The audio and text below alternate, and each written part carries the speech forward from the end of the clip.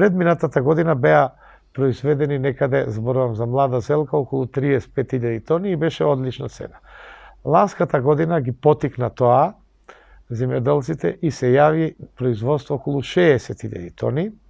Меѓутоа, во услови на ковид, намалена цената многу паѓаше минатата година, така да од почетните 30 денари дојде дури до 7-8 денари. Се разбира, владата и тука излезе во пресрет, им даде дополнителни 3 денари во оној период кој беше под 10 денари, значи од април 6-7 до 7 мај. Годинава, како што кажавте, нема реакции и лани имавме многу работа околу контролите, беа доста и субјекти казнети, меѓутоа имаше огромен проблем со пласманот. Годинава, иако не се 60.000 килограми или 60.000 тони, пардон, количината е доста голема, цената на зелката беше навистина висока. Така да варираше, но се разбира, не падна никогаш под 10 денари, дури беше и 15 денари.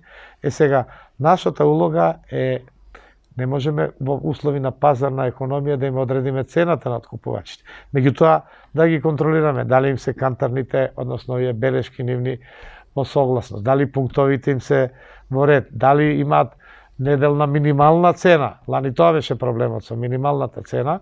Се разбира, тие мора да утврдат минимална цена, за да потоа можат и на таа цена. Годинава цената беше одлична и никакво, и беа презадоволни, иако продукцијата, производството беше големо.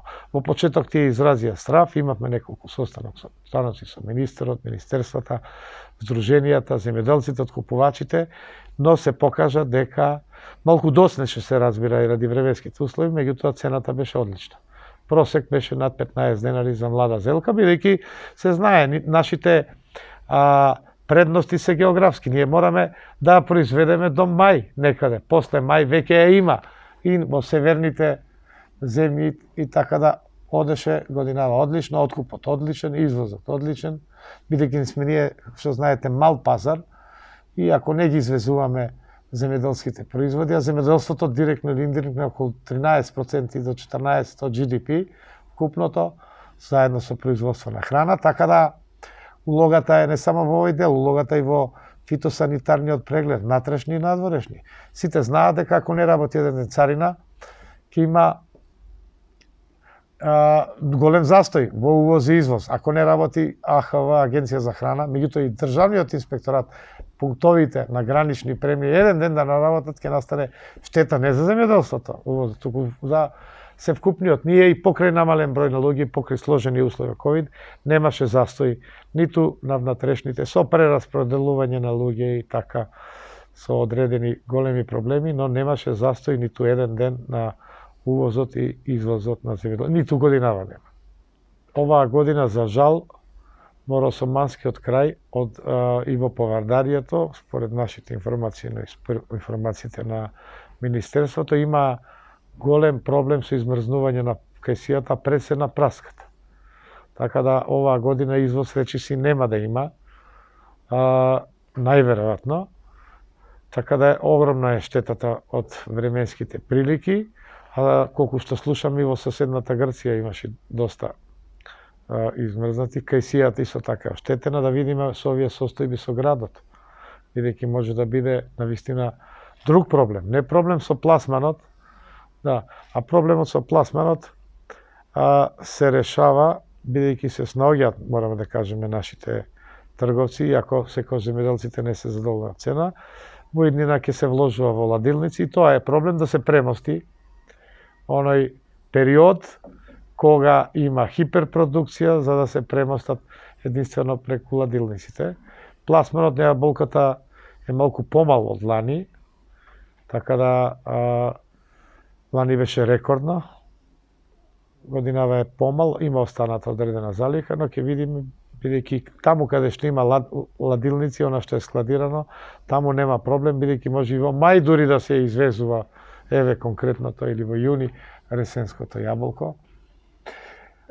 Овие другите, знаете, житариците се березанска цена и 2-3 години се стабилни како во регионот. Со оризот прекланската година беше многу висока цена, лани малце падна, годинава ќе видиме, се зависи од побарувачката и се разбира, ние сме членки на ЦЕФТА, каде што имаме слободна трговија, каде што ги користиме бенефитите за безцарински, но и имаме проблеми, ограничување, бидејќи исто така тие производители можат на нашиот пазар. Но моје цврсто лично убедување е дека нашите се